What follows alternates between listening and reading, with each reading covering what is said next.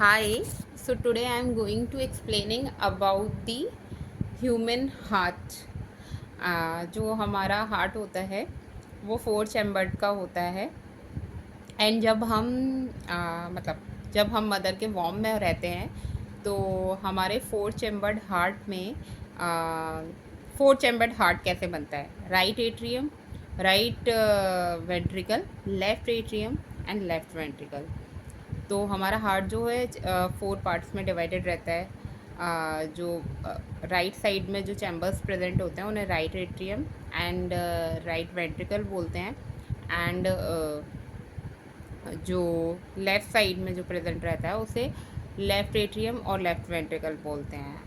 And जो हमारा heart का जो टॉप मोस्ट पार्ट रहता है उसे बेस बोलते हैं एनाटॉमिकली। एंड जो उसका नीचे वाला पार्ट होता है उसे एपेक्स बोलते हैं। एंड ये जो 4 चैम्बर्ड हार्ट जब मदर के वॉम में फीटस प्रेजेंट होता है तब 4 chambered heart normal human heart जैसा होता है, बट उसमें थोड़े बहुत चेंजेस रहते हैं। जो राइट एट्रियम और जो लेफ़्ट एट्रियम होता है उसके बीच में सेप्टा कम्प्लीटली सेपरेट नहीं करता है दोनों चैम्बर्स को। एंड जो सेप्टम होता है उसमें एक होल प्रेजेंट रहता है जिसे हम फोरामेन ओवेल बोलते हैं। बिकॉज उस टाइम पीरियड में लंग्स एक्टिव फॉर्म में नहीं रहते हैं, बिकॉज जो फीटस होता है वो एमनियोटिक सैक में रहता है एंड सराउंडेड रहता है एमनियोटिक फ्लूइड से।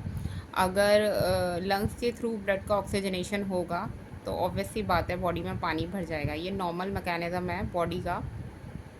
एंड जो ऑक्सीजनेटेड और डीऑक्सीजनेटेड ब्लड का जो एक्सचेंज हो रहा होता है वो प्लेसेंटा के थ्रू हो रहा होता है।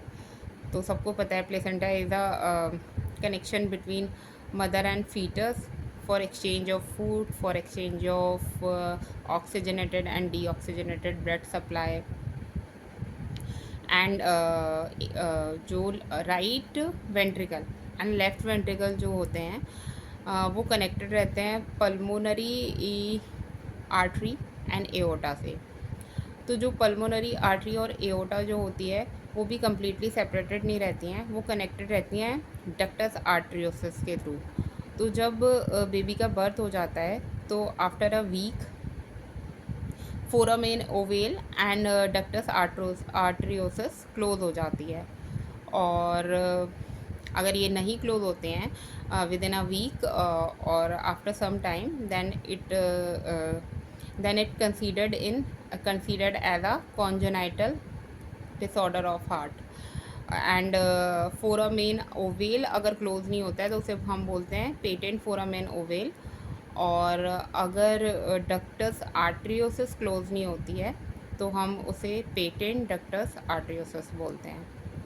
And now comes to the normal human heart after the birth of baby, जो कि सभी ह्यूमन बीइंग में प्रेजेंट रहता है। वो भी 4 चैम्बर्ड रहता है और उसमें कैसे ब्लड सप्लाई बॉडी पार्ट को होती है और कैसे वो ब्लड सप्लाई डीऑक्सीजनेटेड ब्लड लेकर आ रहा होता है। आई मीन जो उसका कंप्लीट हार्ट की ब्लड पंपिंग रहती है and all about the heart. तो जो हार्ट होता है 4 चैम्बर्ड होता है। जो right atrium left atrium completely separated रहते हैं, right ventricle left ventricle completely separated रहते हैं। एंड जो हार्ट का जो राइट साइड वाला पार्ट है वो ऑलवेज डीऑक्सीजनेटेड ब्लड कैरी करता है और जो लेफ़्ट साइड वाला पार्ट है वो ऑक्सीजनेटेड ब्लड कैरी करता है।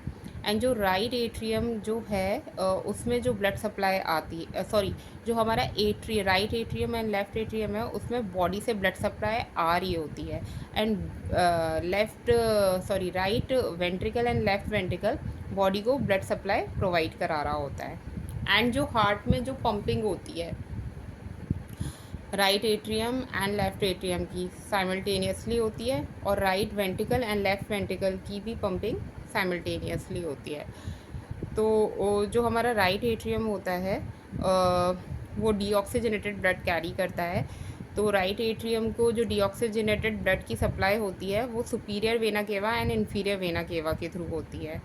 Superior as the name indicate it supply the blood from upper part of the body, and inferior vena cava it supply the blood from lower part of the body to the right atrium. And जो right atrium में ये जो blood आया होता है ये left ventricle में जाता है, और लेफ़्ट वेंट्रिकल जो है, जब लेफ़्ट वेंट्रिकल ब्लड सप्लाई करता है तो ये पल्मोनरी आर्टरी के थ्रू ऑक्सीजनेशन के लिए पल्मोनरी आर्टरी के थ्रू ऑक्सीजनेशन के लिए ब्लड को लंग्स को सप्लाई करता है। तो पल्मोनरी आर्टरी जो होती है वो लेफ़्ट वेंट्रिकल के थ्रू डीऑक्सीजनेटेड ब्लड को लंग्स को प्रोवाइड कराती है। एंड जो लेफ़्ट एट्रियम जो होता है उसमें जो ब्लड सप्लाई आती है वो पल्मोनरी वेन के थ्रू आती है। तो पल्मोनरी वेन जो होती है वो ऑक्सीजनेटेड ब्लड लेकर आती है लंग्स से लेफ़्ट एट्रियम में, and left atrium blood provide कराता है लेफ़्ट वेंट्रिकल को, and left ventricle oxygenated blood aorta के थ्रू पूरी बॉडी में सप्लाई करता है। तो इसमें एक एक्सेप्शनल है, पल्मो आर्टरी एंड वेन हमेशा, आर्टरी हमेशा ऑक्सीजनेटेड ब्लड कैरी करती है एंड वेन हमेशा डीऑक्सीजनेटेड ब्लड कैरी करती है, बट यहाँ पे जो पल्मोनरी आर्टरी है वो डीऑक्सीजनेटेड ब्लड कैरी कर रही है एंड पल्मोनरी वेन है वो ऑक्सीजनेटेड ब्लड कैरी कर रही है। तो this is the difference between normal artery and when. जो नॉर्मल आर्टरी और वेन होती है, और जो हार्ट में पल्मोनरी आर्टरी और पल्मोनरी वेन होती है, ये एक पिक्यूलर डिफरेंस है। एंड जो हमारे राइट एट्रियम और राइट वेंट्रिकल जो होते हैं, उन दोनों के बीच में जहाँ से ब्लड सप्लाई हो रही होती है वॉल्व प्रेजेंट रहते हैं ताकि ब्लड का बैक फ्लो ना हो, रीगर्जिटेशन ना हो, एंड उन वॉल्व को हम बोलते हैं tricuspid valve, right atrium and right ventricle के बीच में। And left atrium left ventricle के बीच में जो वॉल्व प्रेजेंट रहते हैं उसे हम बाइकस्पिड वॉल्व, एंड उसका दूसरा नाम होता है, उसे हम मिट्रल वॉल्व बोलते हैं। तो वॉल्व जो होते हैं ब्लड के बैक फ्लो को प्रिवेंट करते हैं।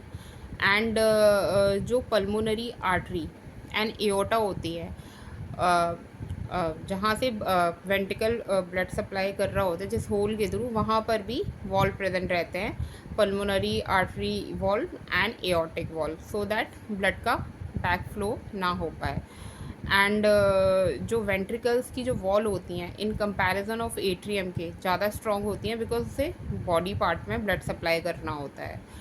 एंड हमारा जो हार्ट है उसमें जो इलेक्ट्रिक हार्ट बीट जो होती है वो ऐसे नोड के थ्रू होती है। तो ऐसे नोड जो होता है इलेक्ट्रिक इम्पल्स जो है, इलेक्ट्रिक इम्पल्स सप्लाई करता है through Purkinje fibre to the muscles of the heart, so that heart will pump normally. जो हार्ट बीट हो रही है, जो उसे इलेक्ट्रिकल सिग्नल मिल रहे हैं वो ऐसे नोड के थ्रू वो मिलते हैं, एंड ऐसे नोड को ही हम बोलते हैं natural pacemaker of the heart.